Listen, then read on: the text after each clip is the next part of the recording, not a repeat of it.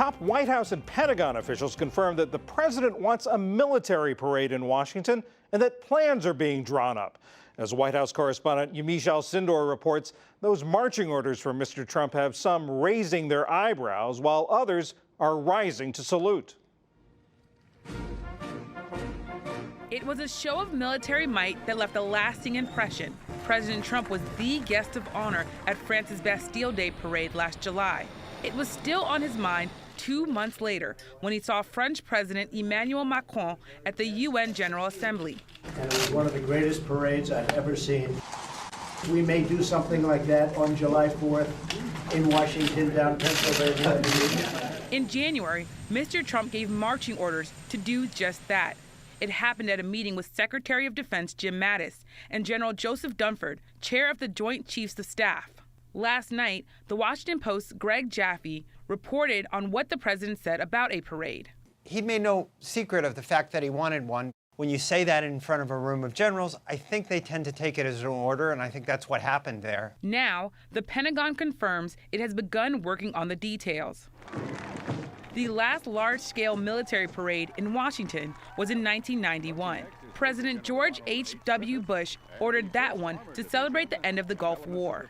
It featured almost 9,000 troops and attracted 200,000 bystanders.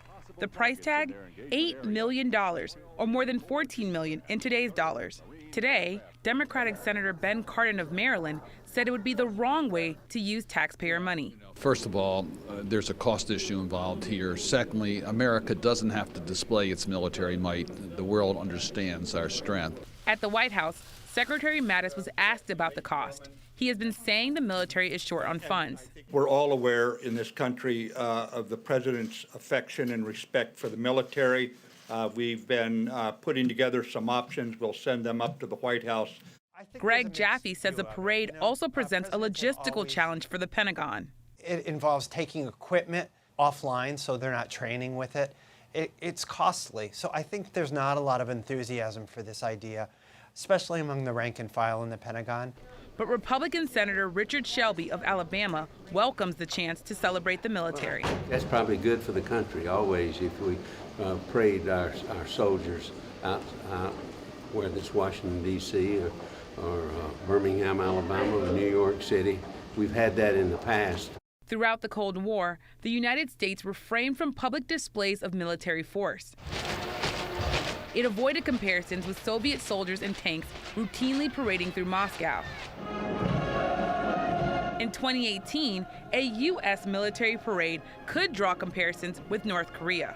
Kim Jong-un makes a show of parading his weapons as his military did last April. But Greg Jaffe suggests that for President Trump, breaking with precedent could be part of the appeal. Other presidents don't hold parades, and I think Trump views himself as a different kind of president. He wants to show to the country, hey, I'm rebuilding the military, I care about the military, that sort of thing. So I think that's where his focus is, maybe preparing for the midterm elections or for 2020. Indications are the Pentagon could aim to stage the parade around Veterans Day in November. For the PBS NewsHour, I'm Yamiche Alcindor.